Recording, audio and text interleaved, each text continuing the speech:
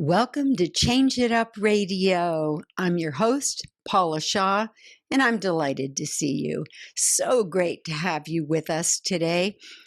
I am getting the honor of introducing you to somebody very special today who is doing something very special, and not for herself, but for others. Please don't go away because you are going to want to meet April Cargill. She is running in the Boston Marathon, and she has been running, I think she said, somewhere like 30 years. And her story is amazing. So stay with us. Those of you who follow our show know that I am a life transition coach. My work is all about helping people who are dealing with change. And these days, that's pretty much all of us, isn't it? I mean, the world is in a state of change. Our lives are in a state of change. Nothing's been the same in the last couple of years for sure since the pandemic began. And although change is good for us on many levels, it keeps us interested and it helps us grow, we humans are just uncomfortable with the discomfort of the unfamiliar. And so my work is about helping people to make those transitions smoother and more productive. And here on Change It Up Radio, we're all about spotlighting people who are trying to make the world a better place, like my guest today, or bringing you information to help you deal with change in a smoother, more productive way. If you'd like to learn any more about my work, or if you'd like to grab a free gift that I have for you that comes from my most recent book called Saying the Right Thing When You Don't Know What to Say. Saying the right thing when you don't know what to say came out of years of my hearing grieving, sad people say, nobody showed up. Nobody brought it up. Nobody talked about it. And I realized that the reason so many people don't talk about it, whatever the loss was, is because they feel inept. They're afraid they're going to make it worse. So I wrote that book, Saying the Right Thing When You Don't Know What to Say, to help people know what to say and what not to say. So if you go to my website, paulashaw.com, you can get information about me as a speaker, as a life transition coach. You can get information about this show. And you can get information about my other two books, Chakras, The Magnificent Seven, which is all about balancing those chakras to have your energy more available and more optimized. And then also Grief, When Will This Pain Ever End?, which is a compendium of tools and processes and articles to help you move through grief and not get stuck in it. But I also have a free gift on that website that's called Saying the 20 things to say and not to say to people in emotional pain.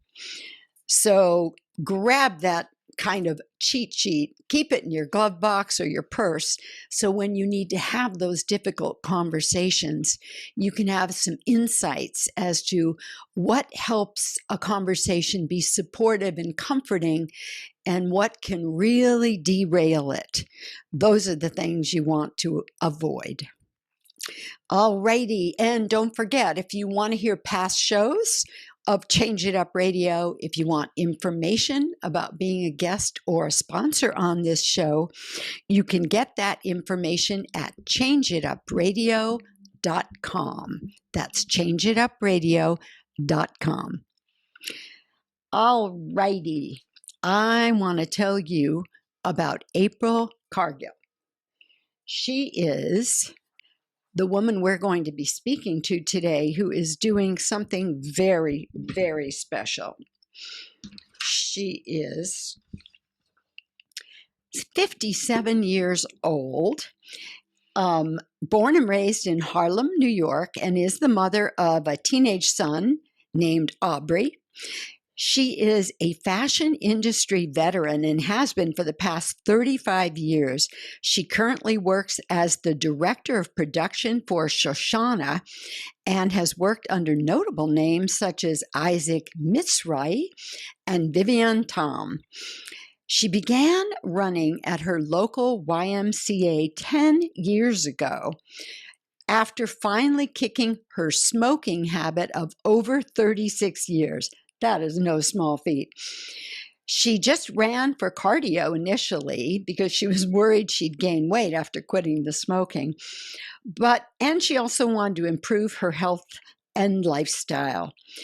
Following her friend, who was an amazing road runner, Suzanne Nabavi, following Suzanne's guidance, April signed up for the lottery entry for the New York City Half Marathon.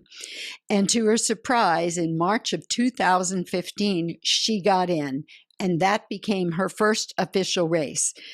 And I guess we could say April's been running ever since.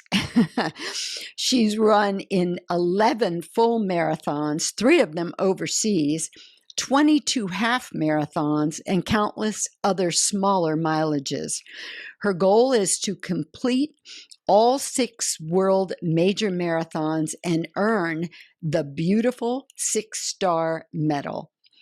This year, she'll be running in Boston's marathon, sponsored by the amazing nonprofit Back on My Feet, which combats homelessness through the power of fitness. So, wow, there are so many wonderful things that we need to talk to April about. So, April, please join us so we can get into this conversation. Hello. Hello. Good to have you with me today, April. Thank you for having me. Oh, definitely my pleasure. So, April, please tell us a little bit about how does one qualify to get to run in the Boston Marathon? Okay, so the Boston Marathon is actually one of the most prestigious of all of the majors. There's 6 majors, and Right. for Boston, most of the majors you can apply for a lottery and get picked, or for New York City you can do a lottery and you can qualify by doing 9 of their races that are throughout the year, the qualifying races, and a volunteer, and then you can get in the 9+1 program. It's like, so anyone can do it. You could be a walker, you could be slow, you could be fast. It's just like open to everyone. Boston is very prestigious. Like, you have to be super fast, like almost the elite of the elites qualify to get into Boston. Like, and even now, even that's getting competitive. Like, let's just throw a number out. Like, if you're 35 years old, then you a male, that means you have to run it in like 2 hours and 45 minutes. It's some crazy fast time. Wow. And now it's so competitive. So like if a certain amount of people hit that time, then they lower it. So it's like really, really difficult to get in. My goodness. The creme de la creme only get in there. And then they also have volunteer situation for charities. However, because it's such a prestigious race and there's so much interest in it, it's very difficult to get even into volunteer into the charity position. The charity, right? There's waiting lists. It's like very difficult. So for my charity, I'm doing it for Back on My Feet. There were only 15 spots, and like I don't know, something like 20,000 applicants. So it's like a needle to like, yeah, it's really like a thread through a needle to get in. It's like a really intense process. You have to be interviewed and you have to fill out an application and then be interviewed several times. And yeah, it's really intense. It's like a dream. It's a dream for a runner to actually run in the Boston Marathon. Wow. Yeah. And why did you apply to this particular nonprofit, Back on My Feet? Well, I've already done 4 of the 6 majors, New York, London, Chicago, Tokyo, and I have Berlin and Boston left. So in my mind, I thought I would do Boston. I mean, I'll do Berlin, which is a lottery situation, and then I'll do Boston last because it just seems so hard. And I've actually been trying to time qualify because I'm a little bit older than some. The time is not as fast. However, still pretty fast, right? And with COVID and everything, it's just like a really, really, really difficult thing. So one day I was at work and I was just like, let me just look, see what's going on, what's happening, what are the charities. And I came across Back on My Feet, which happens to be a charity that I am obsessed with. And I had no idea they were one of the charities for the Boston Marathon. I was actually pretty shocked about it. I'd seen a documentary years ago, like around the first time I started running. And I remember thinking, oh my God, like this is the most amazing organization. Like, what an amazing idea. What an amazing group of people. It's so special to me. It's just like, it just means everything to me. I've always wanted to volunteer. I've always wanted to be a part of it. I've never actually quite been able to get to any of their runs in New York. They do have a chapter here in New York, in Harlem. So I've been to a couple of things with some collaborations with some other running crews that I run with, but I've never actually volunteered for them. So I was so excited. Let me stop you for just a moment. Sure. Tell us why they're so special to you. What is it about them that struck your heart? Well, I mean, basically, one would think, so just to back it up a little bit about my history, I'm the youngest of a bunch of siblings, and last one in the house with my mom, a single mom. And back in junior high school, the end of junior high school, beginning of high school, we became homeless. Not to the point where it was a sad or stressful situation, because my mom is quite crafty and spirited. So she, I stayed in school, I stayed in the district that I was in. And, we did what we did, and I knew we were homeless, but it just didn't seem so awful to me at the time. Because you weren't like living on the street, right? We weren't living in the street, and we did not live in a shelter. We did stay in some rather not so nice hotels, motels. Like, we did do some seedy things, but nothing that, like, we're from Harlem. So it was nothing that was so intense. We didn't come from upper class, background. So it wasn't that intense. It could have been a lot worse. It could have been a lot better. However, I have experience of being homeless, right? With that said, I wouldn't say, I would say, yeah, that's a part of it. And that's probably why they picked me. Probably one of the reasons why they picked me. But my passion for this organization is just, if you have the opportunity to watch some of the videos and watch the testimonies of some of the people.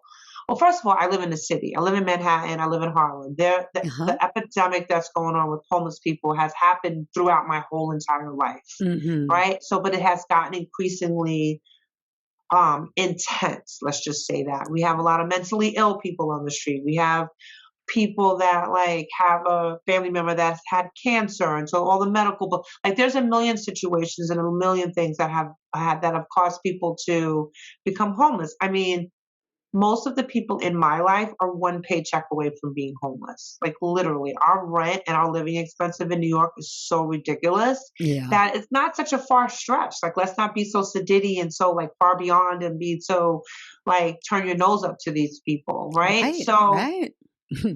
Just seeing how they're able to turn people's lives around. And what they do is, let me back it up.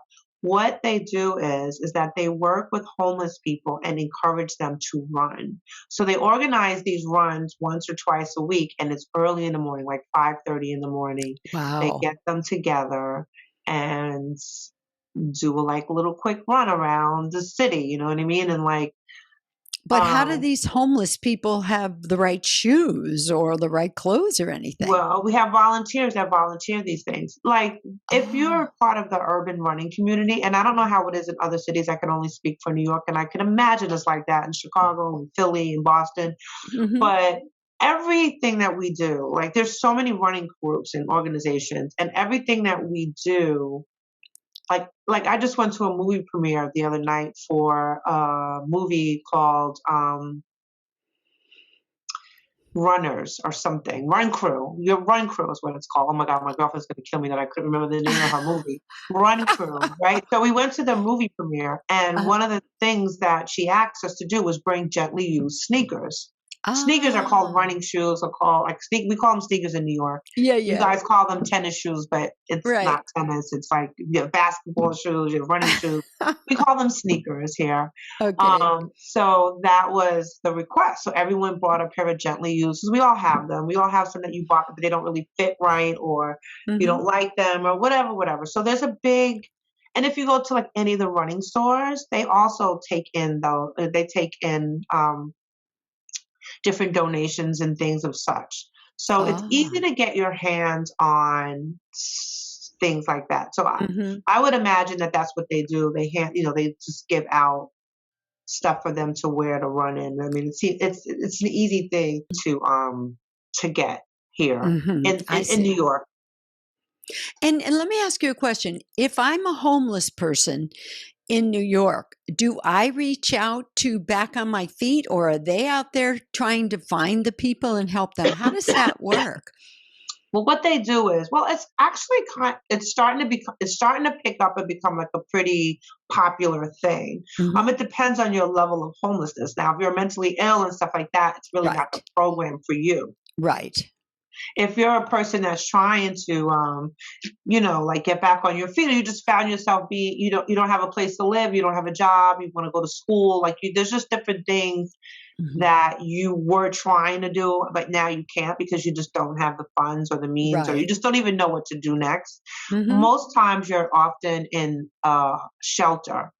I see. So the volunteers, they go to the different shelters and they either show the video or explain to them, or just try to talk them into it. And you'd be Hmm. surprised how, from what I hear, it's such a popular program. What are they doing? They're not really, especially 5:30 in the morning. It sounds god awful, but in these shelters, it's really not that safe, right? So you usually have Mm. to leave during the day anyway.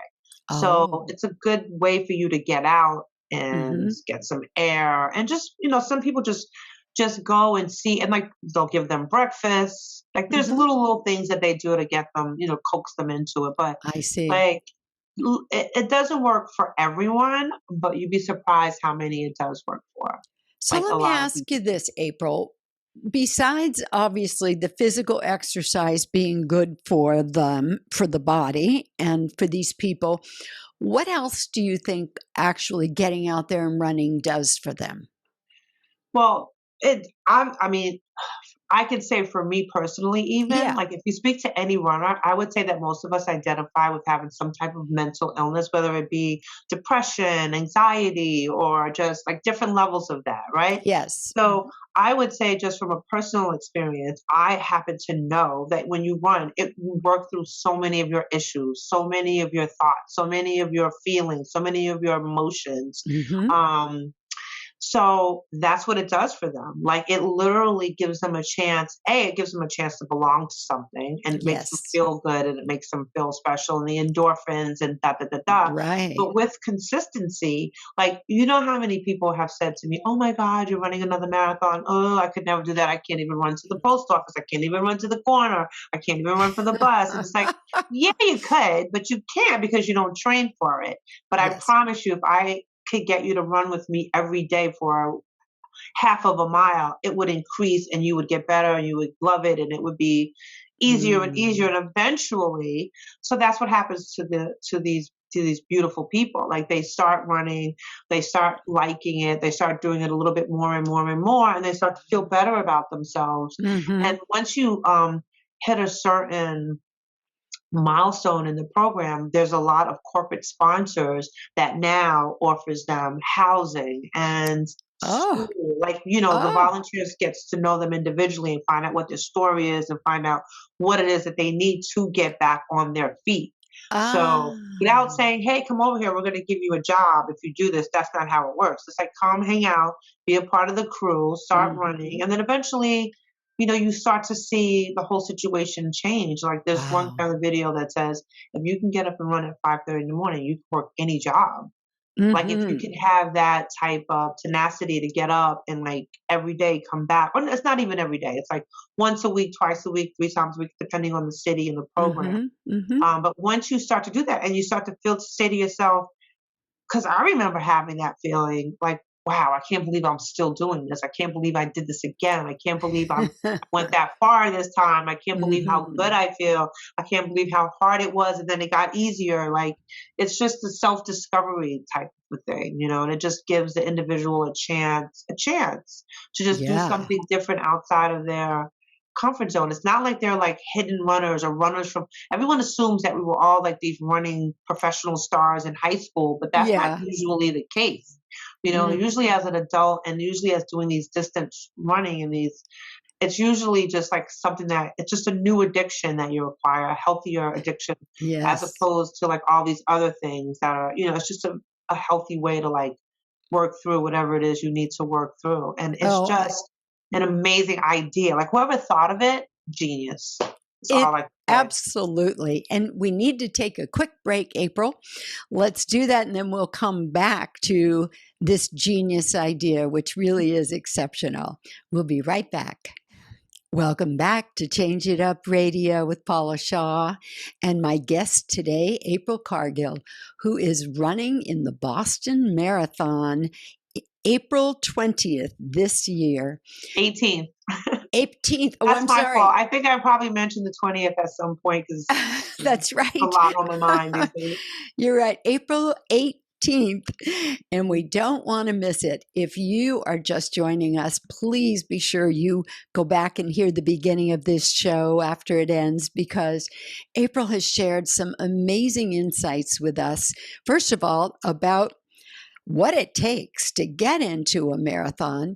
And second of all, about the group that is sponsoring her called Back on My Feet and the beautiful work they are doing with the homeless population in New York. Are they in other cities as well, April? Yeah, they're actually in Boston, or else you probably Oh, couldn't even have the sponsorship. And they're in Philadelphia, Chicago. I think there's like nine cities that they're in. oh, wow. Typically in Fabulous. urban communities. Hmm. Mhm. And we were just talking about how getting up and doing the runs several times a week um, shifts these people in a lot of ways. One of the things that occurs to me is I would imagine one of the biggest problems with homeless people is just a feeling of hopelessness. Like you got to feel like you've reached rock bottom. Somehow you've screwed up. Your life is a mess. How will you ever get back? And then they start running. And I loved what you said. It gives them a group to belong to. So now they have community. They Mhm. have people that they get to know and see over and over again. The volunteers and the people with this nonprofit Back on My Feet get to know them, and then opportunities start to present themselves to these Exactly. people, Hmm. right? Yes. It's such a beautiful thing. And and when you and I were talking the other day, you shared a bit about your own experience with running. You've been running now, what, over 30 something years? No, no, no. That would be work. I've been working in the Oh, fashion that's industry right. for 30 something years. I actually haven't been running that long. I'm not even sure of the exact number, but I've been running the road races since 2015, but I've been running probably like 10 years, 10, 11 Okay. years. I started running in the gym, in the gym on the treadmill. And you, Um, and you're 57. A lot of people start slowing down at this point in life. You now have two more major marathons that you've set your sights on. So, what started you running, April, and what keeps you running? well, it's really interesting that there is no like real magical. I can't really say like what made it so intense because it's pretty intense. Like I'm definitely a runner. I'm part of the running community. I know a lot of people. I'm traveling. I mean, it took me a long time to say it out loud. I've been like, Mhm. oh no, no, no, I'm just a person who jogs or runs a little bit. But now I have to say, I'm pretty much of an endurance athlete at this point. Wow. And I started very humbly just running on the treadmill in the gym, trying to quit smoking and trying to not get fat, and the gym intimidated me. Like the machines in the gym intimidated me at the time. And the only thing that looked like normalish or less intimidating was the treadmill. And I started walking, and I started increasing. And then I absolutely fell in love with it. And I noticed that I was doing it like every day, even like 6 days a week, probably something crazy. And my friends were all like, what is happening to you? Like, what is going on? And, and then I met someone that took me outside of the gym and taught me about, the road running and NYRR, which is the New York Road Runners, and the races that are here in New York City. And then I joined some running crews, and it just kind of escalated, and it just kind of happened for myself and my son. My son is also a runner. He started running when I started running, a little bit after that. Oh, great. And we both are like part of big, I people know me as Aubrey's mom, and some of these, like in Queens, he runs with these people in Queens and like all these other running crews. Like we started off very parallel, and then, he got a little teenager, and then he started doing his own thing, but he still runs with all my crews plus his crews. And oh, wow. ran in high school, and he runs in college. And so it's like a whole community that we're a part of now that I would have never imagined. And, I try to give back and help, people like, oh, I could never do that. Or people approach me, hey, when they find out how old I am, they're like, like, have you been running all your life? No, I haven't. And how can I do it? Like, it's impossible, right? I'm like, no, it's not impossible. It's really simple. You just got to start really small, really easy, really small baby steps. And eventually it just kind of builds, and if it's your thing, it's your thing. And I mean, it could be something, or it could be just a fitness thing, and you just do a little bit, whatever floats your boat. But it's like, it is sort of free. I mean, you do have to have the proper run shoes. You do need to go to like a run store and get your gait analyzed, like to see how you run and what's the right shoe for your feet, and because your foot is like your fingerprints. Like everybody's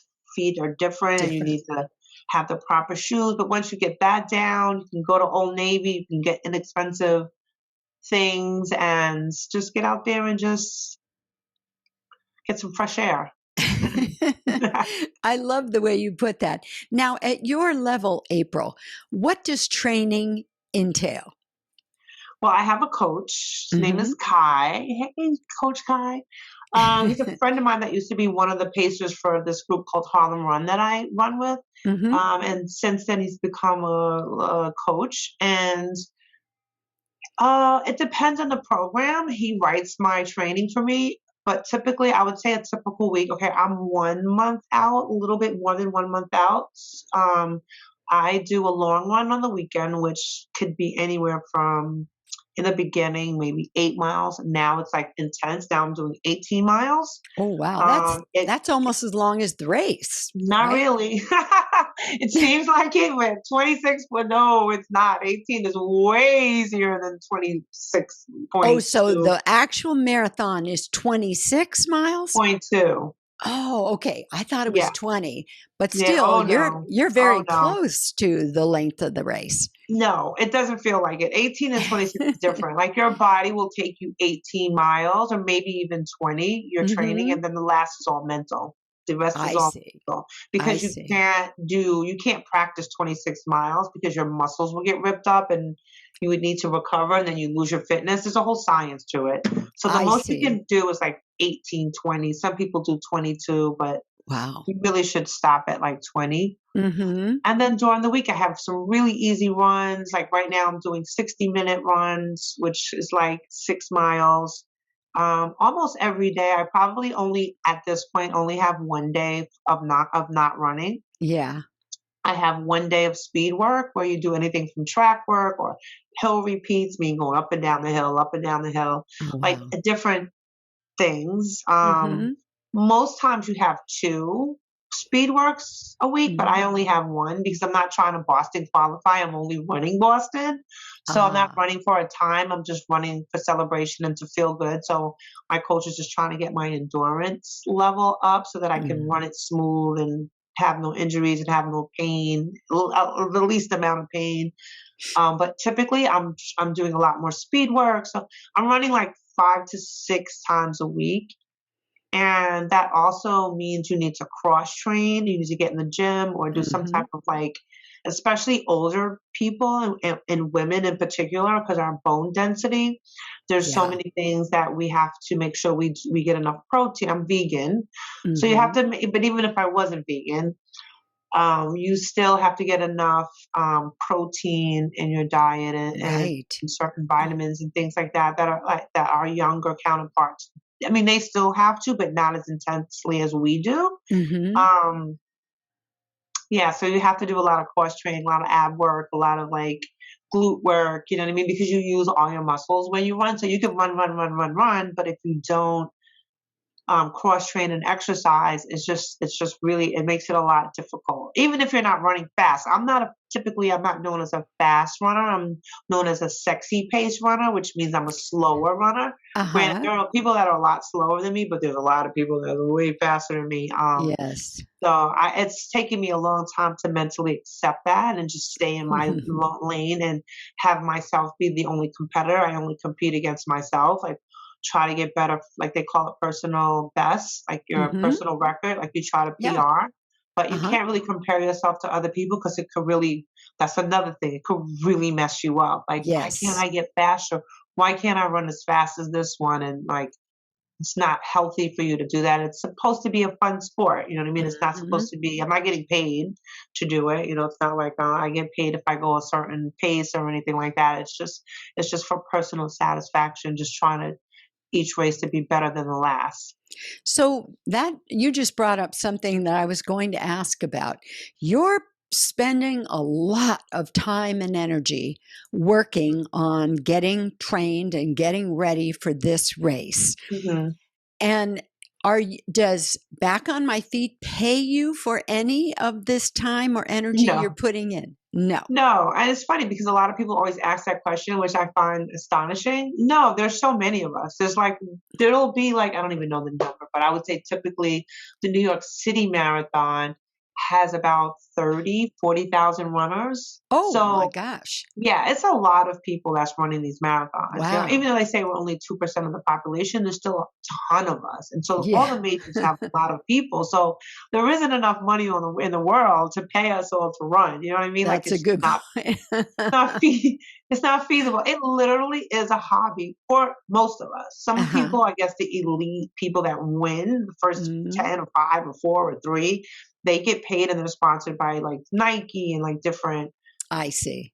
but I'm just a regular person. I'm actually the one raising money to give to them. Like they're not paying me. I'm giving them money to Well, and for I'm their charity. glad that you brought that up because I want to be sure that our listeners know about that. So tell us about raising money for Back on My Feet. So I have a fundraiser, and my goal or the requirement in order to run the race is for this particular charity, which is quite low considering the other charities, but their Oh, minimum is $10,000. Some of them go up to $20,000, which again is part of the eliteness of Boston. Like if New York City, I yeah. think they're like 5,000, 7,000. You know, but Boston is like everything about Boston is bigger than everything Yes. in life. Mhm. Okay. Um, So your so goal is $10,000 that you need to personally raise. yes. And you Yes. have a GoFundMe page, is that right? No, I don't have a GoFundMe page. It's not as personal as that. Not that that's personal, but there is an actual link is that is connected to Back on My Feet and the Boston Marathon. So they give Ah, me a fundraising link got it. that goes right into them, and then it goes right into like it all is connected. So Oh, it's not. that's so So beautiful. I don't have Perfect. access to any of the money, which is which is beautiful. So it's on the up and up. It's like Mhm. the real deal. Not that there's anything wrong with GoFundMe, but that's more personal. It goes into the Sure. person's Sure. personal account. No, this is definitely the real deal. It's a real fundraising charity situation. So how close are you to your goal? Well, I'm extremely close. I have less than 1,000 to go, which I am Oh, that's so fabulous. humbled. I am so humbled and shocked and amazed. I was Ah. Once I got accepted, I was literally freaking out. Like, how on earth am I going to raise this much money? My friends are like, oh, so many people. I'm like, yeah, but we're all broke. Like, I don't know how I'm going to raise this much. Yeah. And I try not to be overbearing and post on social media over Mm. and over and beg and beg. I've been like very chill about it. And Mhm. I think because the organization is so amazing Mhm. that I've been successful at it. And the people in my work industry, my running crews, my friends have gone to their friends, and my family and Yeah. everyone has really supported me, but I still have a little bit of ways to go. And So I actually would let's like to raise more than the minimum. yeah. I would love to, because it's so dear to me, I would love to raise as much as I can. And how do people donate? What is the link a long, complicated link, or is No, there it's just you tap on it. I will send it to you, I guess, so maybe you can put it on your page. we'll put it in the show notes. Is it too long to speak it as well for people who are There listening? is no way to speak it. I think it's a link Okay. that you It's have a to hit long one. on it. Yeah, Okay. there's not like a email with like an address or anything. It's an actual link that you have to click on. Okay. All right. Yeah, we will find a way to get that link out there. It'll certainly be in the show notes. For anybody who is just listening to the show and not seeing the video, please go to. Can they go to the Boston Marathon and look you Well, up, I think that April? probably what you can do is go to my Instagram page, which is kind of Ah. small, right? And it's Abril 413. It's ABRIL 413, and it's open to the public. It's not private page; it's a Hmm. public page. That's Abril ABRIL 413. And if you go to my bio on Instagram, the link is there. Oh, perfect. Yeah. Okay. So your bio on Instagram at Abril, ABRIL Yes. 413. Yes. All right, good. And we will be sure that's in the notes as well because we got to get Thank that you. $1,000 and Thank you. Thank more you. before April 18th. Mhm. So, may I say, I am so delighted that our mutual friend, Carrie Gobo, turned me on to you and gave She's me the amazing. opportunity to donate to this amazing I cause. appreciate that too. Thank you so much. It's Oh, so my pleasure. generous of you. Thank And you. I will be passing your link on to all of my personal friends and my social media as well, because we're definitely going to get you over that $1,000 hump real quick. But you are such an inspirational person, April, and I'm so delighted that I got to Thank meet you. you. I'm honored. I'm truly honored to be in your Thank you so presence. much. Mm. Thank you. I mean, if the world had a lot more of you, wow, we'd be looking at a very different picture. So really want to thank you for honoring us with your presence on this show. And I just want to say, keep on running because you're an inspiration to all of us. Thank And you. thank you to my listeners for being here. And you can hear us on every major podcast platform, including iHeartRadio and Blog Talk Radio. And please remember, share this show. Let's get the word out about April and what she is doing to help the homeless in this country. And let's get her over that $1,000 hump really quickly. All right. I look forward to seeing you all next week on Change It Up Radio. Thank you, April. Thank Take you, good Paula. care. Thank you. My pleasure. Bye-bye. Bye.